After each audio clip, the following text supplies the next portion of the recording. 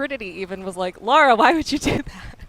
I mean, who among us could say no to, an ancient dagger? Yeah. You know, she has the best intentions.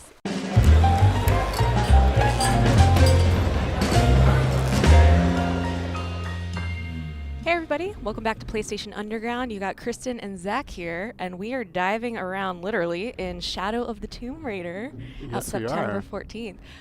So I was so excited to play this game because this is the first time in a long time that Lara has been able to swim in a Tomb Raider game. I remember in the classics, it was always a huge deal, her diving into a tomb, going around. But look at this underwater traversal right now. Yeah, this looks awesome. We saw, so this was your second time playing the game, right? Second time, yes. So I got to play a good stretch of it, about 3-ish hours, I would say, this time. Okay. Get a little bit into the game, and Lara is definitely a Tomb Raider at this point. Like she knows what she's doing. She is surviving, and she's just like a predator hunting down Trinity right now, trying to continue to save the world. Gotcha. So in the last time we saw this game, there were some terrible incidents that had happened, right? With Lara perhaps inadvertently triggering the apocalypse. Yes. Right? So Lara has been sort of on the hunt for this organization Trinity. By actually taking that artifact before Trinity, she inadvertently started a Maya apocalypse. Oops. Whoops, indeed. Trinity even was like, Lara, why would you do that? I mean, who among us could say no to, an ancient dagger? Yeah. You know, she has the best intentions. So now she's trying to get ahead of them again. She's following a series of clues to continue to stop the series of events, all these cataclysms. And she's trying to get there before Trinity does. Gotcha. Because if they get this second artifact before her, they will be able to finish their plan. Okay.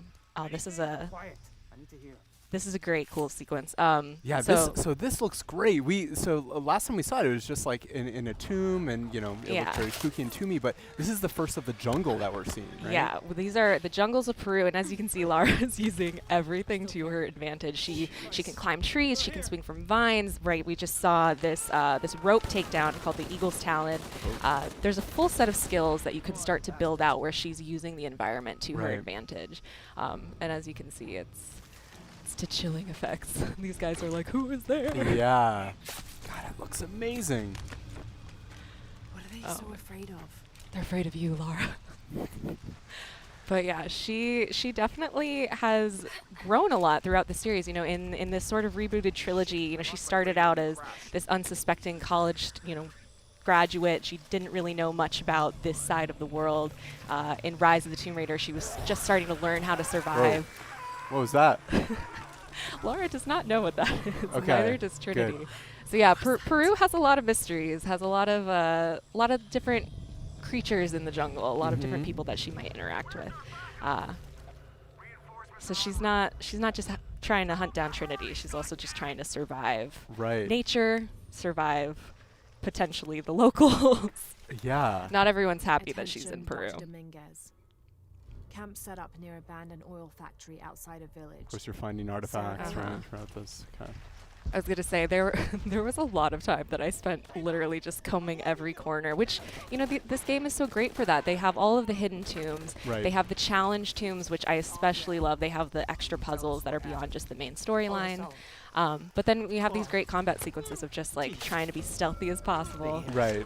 Using her survival instinct. So that's what's happening when you see them ending up getting highlighted. You can see the red enemies. People can see them if you take them down. The yellow ones are out of their field of vision. So you sort of want to take your time, wait it out. So if I took down the red guy, someone else would would see alert that. everybody. I see. But nobody notices this. Right, and that's just based on kind of their enemy's vision cones. Yes. I would presume. Okay, cool. Yeah, and this is cool. This reminds me of something we were talking about just before we started taking a look at this footage here that you captured. Is that there's a lot of customization options for kind of how assisted the player is, right? Yeah. So for I believe the first time in this series, I had never really seen this level of customization before. You can change your difficulty settings for different aspects of the game. So it's not just set to an easy, normal, hard for the overall game. You can set it to that you want your combat to be hard, your combat to be super... Not a silencer. Mistakes were made. I think what happened actually is that he had heavier armor, so the shot hit his helmet. So you also have to take into account what level of armor people have and like what will affect them. Fascinating. So yeah, so you can change the puzzles, traversal, and combat to be differing levels of difficulty. So if you're super into the puzzles, you don't want any help, any hints, you can set that to hard. But maybe if you're not as good as exploring and you kind of need to know specifically where to go, you could set that to easy. It definitely sort of opens up a level of how intense do you want to play? What type of adventure do you want Lara to be? And yeah, it really can make the experience very unique. Fascinating. It's a really cool approach. Obviously, everyone likes different parts of games, right? And a game like Tomb Raider is combining all these different elements. So that's a really smart approach. See that you are taking them down again. following in your footsteps. I was like, let's try this one again. So is that, do you try, like, obviously stealth is supported here and throughout the Tomb Raider games.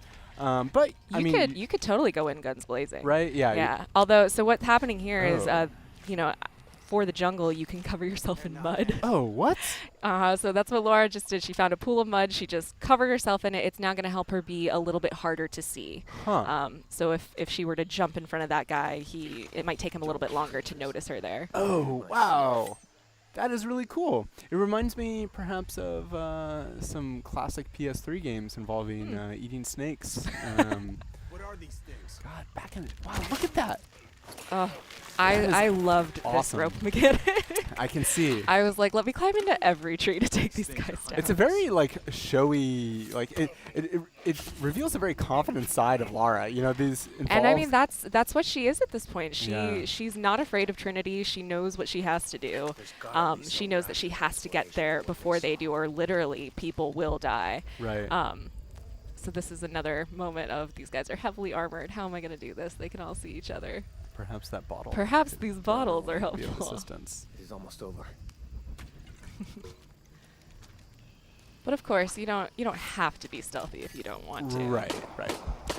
But that's definitely how I play these games. I try and use the bow and arrow as much as possible. Oop. Yeah. Nice. God. And they saw me. Uh-oh. Nice. Run. So you also, of course, you can heal yourself, but there is another perception meter that you can set for yourself that by taking in certain herbs or eating certain berries, it will open up your perception to your predators. So I didn't use it, ended up using it here, but when you're hunting animals, if you're fighting animals, if you just eat some of that really quick, it can sort of heighten your senses, and you'll be a little bit more aware of what is stalking you. Gotcha. Right. Hunting and kind of crafting upgrades, of course, big part of the previous games would presume that's also in here. Exactly. Since we are in the jungle.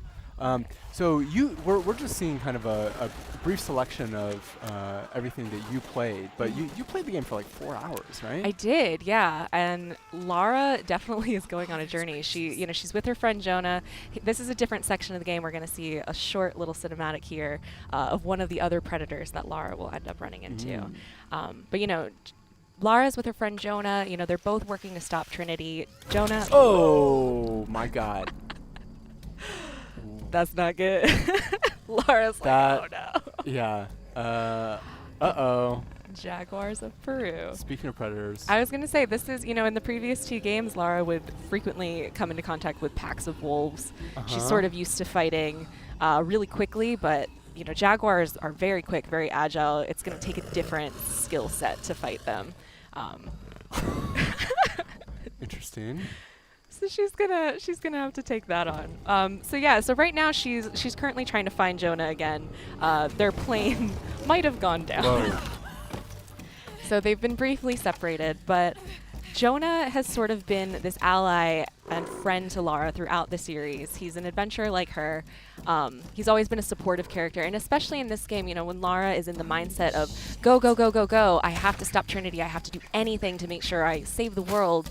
Jonah's sort of being like, let's stop, let's take a deep breath and consider our options while we go into this. Are people getting hurt along the way? Was there a better way we could have done this? Should you maybe not have grabbed that artifact that potentially started this apocalypse? Right. So she's sort of starting to have to rethink about the consequences of her actions, and while she does have good intentions, is it better to maybe go about it in a different way? That's really cool. I'm glad that they're exploring that angle of Lara's story because, obviously we see her evolving quite a bit from the earlier part of the trilogy as far as kind of like how she's interacting with enemies and how she's traversing the world. But to see her also maybe starting to at least consider taking steps on kind of an intellectual level or an empathetic level is really compelling because obviously, there can be, Lara does a lot of good, but there can also be byproducts of stealing artifacts. Yep. So this is one of those Jaguar encounters. So what ends up happening here is it's usually in a space that isn't just part of the regular environment. So you sort of have to take a look around. So in this one, there wasn't really any trees that I could climb, but there was another encounter later on where it strongly encouraged you to use trees. Okay. The Jaguar is absolutely going to move in and out and sort of stalk you and come out and surprise you. So you really have to be paying attention, listening for what direction it's going to come from. If you have those perception berries to eat, you could potentially use those. But So how many encounters with Jaguars did you have? I ended up having 2. Okay. And so it seems like those are kind of like those are distinct from, even though you kind of met them in kind of the not, it's obviously not an open world game, but kind of like in kind of the explorable spaces that the actual combat takes place in a distinct area. Got it. Nailed them. Man.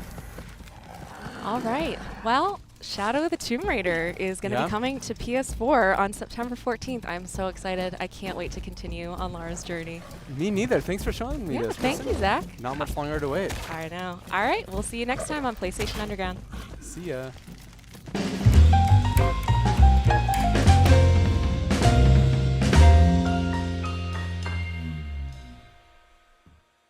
PlayStation